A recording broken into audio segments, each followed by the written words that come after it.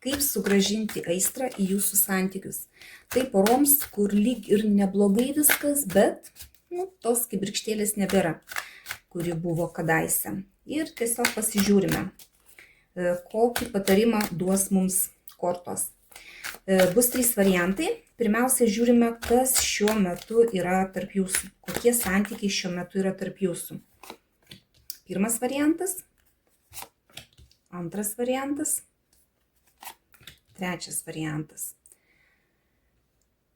Intuityviai pasirinkite kažkurį tai vieną variantą, nors visada siūlau pasižiūrėti visus 3 ir tiesiog pasižiūrėti, kaip veikia jūsų intuicija. Ir taip žiūrime, kokie santykiai šiuo metu yra pas jūs. Pirmas variantas, kas pasirinkote. Žynio arkanas, tradiciniai santykiai, galbūt susitokėt, galbūt vaikai, galbūt šeima, dirbat, einat, kažkaip tai darot tuos rutininius darbus, gal dėl to truputį ta aistra ir apmažėjo. Nebūtinai tai santuoka, galite tiesiog gyventi kartu, bet čia taip pagal tradicijas viskas, taip kaip pas visus. Gerai, kas trukdo jūsų santykiams? Kas juos daro rutininius? Kas trukdo? Žiūrėkit, iš tikrųjų tai čia yra daug pasirinkimų, kaip iš tikrųjų ir galbūt daug svajonių, bet tai tik svajonės. Jūs nieko nerealizuojate realybėje, Tiesiog svajojate, galvojate, galbūt net neišsakote savo svajonių, galbūt prisisvajojat vieno dalyko, bet nesidalinat su partneriu, ko jūs norite, užtat pas jūs yra ta tokia rutina. Gerai, ką reikėtų daryti, kad kibirkštis vėl atsirastų?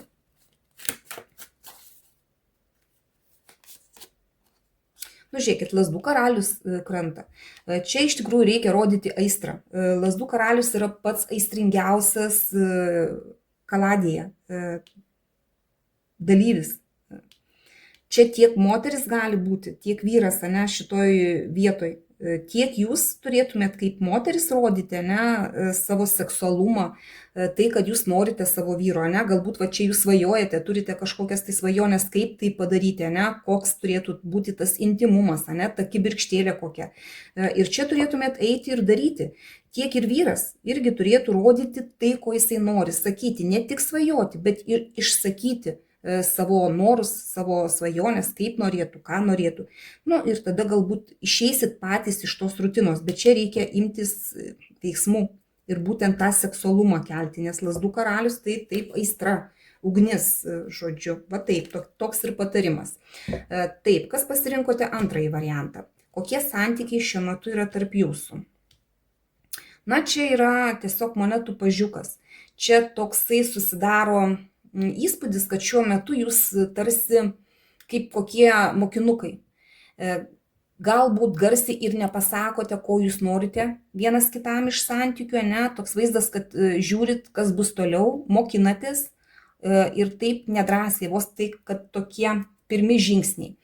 Kai kuriems gali būti, kad vaikas jūsų šeimoje yra ir ta kibirkštėlė irgi sumažėjo dėl to, kad yra vaikas ir yra dėmesys vaikui suteikiamas didesnis negu kad partneriui. Tai gali būti toks variantas, kas pas jūs šiuo metu yra. Gerai, kas trukdo jūsų santykiams? Kas trukdo, kad būtų ta kibirkštis jūsų santykiuose? Saulės arkanas.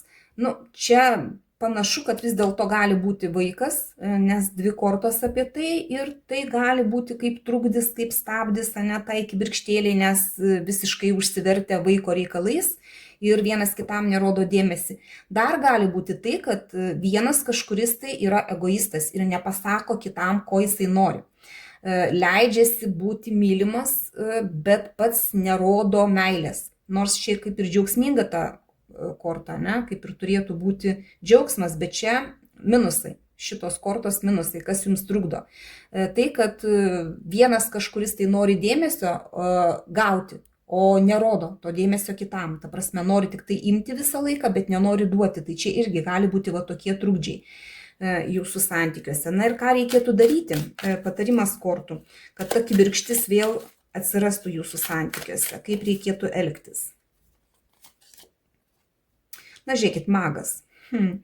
Viskas jūsų rankose. Kad ir ką darytumėt, jūs, ta prasme, patys galit pagerinti tuos santykius, ane?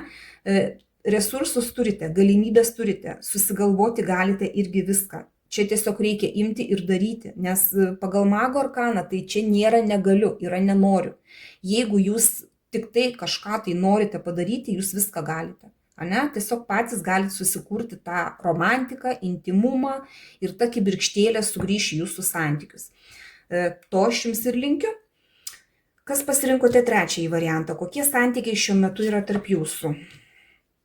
Na, čia žinies arkanas. Iš tikrųjų, tai gali būti taip, kad gali būti paslaptis kažkokios tarp jūsų santykiuose, bet čia ne tai, kad melavimas kažkoks, ne, čia tiesiog nedasakymas. Galbūt jūs kažko tai norit ir vienas ir kitas iš tų santykių, kas pas jūs dabar yra, bet jūs pasyviai nieko nedarote. Nei vienas, nei kitas tylite, stebite ir galbūt kažko tai laukiate. Bet neišsakot, kas pas jūs viduje yra. Galbūt abudu jūs to paties norite, bet tiesiog nepasikalbat ir nepasakot vienas kitam. Va čia tas tylėjimas ir pasyvumas ir galbūt ir duoda tą kibirkštėlės nuslopinimą jūsų santykiuose. Gerai, kas trukdo jūsų santykiams? Kas jūsų santykiams trukdo? Nu, žiūrėkit, čia pasirinkimo arkanas, ne? Dvejetukai kartojasi, žinies arkanas irgi dvejetas yra, ne? Bet čia tas toksai, kad pasirinkimas, ne, jūs nedarot pasirinkimo, jūs galvojat, kad jums reikia daryti pasirinkimą kažkokį tai, bet jūs nedarot to pasirinkimo dėl to, kad galbūt jūs ne viską žinote, ne, vat čia kaip ir paslaptis kažkokios tai yra ir jūs nenorite sužinoti kažko tai, kažkokios informacijos dėl to, kad jūs bijot, kad ta informacija jūs gali skaudinti. Ir čia vat, tai ir gadina jūsų santykius, ne? Galbūt jums reikėtų pasikalbėti, gal jums ir reikėtų tą informaciją kažkaip iškelti paviršių. Galbūt turit nuojautas kažkokias, kad kažkas yra slepiama, kažkokios tai paslaptis. Arba jūs patys turit paslaptis ir nesakot ir tos paslaptis gadina jūsų santykius. Tai čia vat, reikėtų tiesiog padaryti tą pasirinkimą galbūt. Taip, ir patarimą pasižiūrim tada, kaip elgtis, kad ta kibirkštis jūsų santykiuose vėl atsirastų. Kaip jums elgtis? Na, čia iš tikrųjų tai viskas priklauso nuo jūsų. Čia žmogus turi džiaugtis gyvenimu. Ir jūs turėtumėte džiaugtis gyvenimu ir jūsų toks elgesys. Mėgaujatės tuo, ką turite, džiaugiatės, mokate džiaugtis tuo, ką turite. Neprisigalvojate galbūt to, ko nėra. Galbūt čia vat, jūs nežinot kažko, reikia daryti pasirinkimą, jūs ten kažko tai nenorit ir nesugeba džiaugtis. Tiesiog reikia priimti gyvenime tai, kas pas jūs yra šiuo metu gražaus ir džiaugtis tuo. Imperatorės arkanas. Galbūt reikėtų vaikelio susilaukti, gali būti toks variantas, ne? Galbūt tada jūsų gyvenime ta kibirkštis kažkokia tai vėl įsižiebs, nes galbūt neaišku, dėl ko jūs šiandien nutylit, kažko tai neišsakot vienas kitam. Galite rūpintis savimi, savo kūnu, savo namais, savo komfortu, savo artimo žmogaus komfortu, nes pagal imperatorę visame kame yra augimas. Ir jūs patys tą turite daryti. Jūs nelaukit, kad partneris jums kažką tai tokio padarys. Jūs patys auginkit tą džiaugsmą, tą laimę kartu. Ir tada viskas jūsų gyvenime ir pasikeis. Bet kokiu atveju linkiu visiems, kad jūsų gyvenime atsirastų vėl iš naujo ta kibirkštėlė, kad būtumėt laimingi. O dabar jūsų eilė, parašykite komentaruose, kurį variantą pasirinkote, kiek tai rezonavo jūsų situacijoje. Man bus įdomu.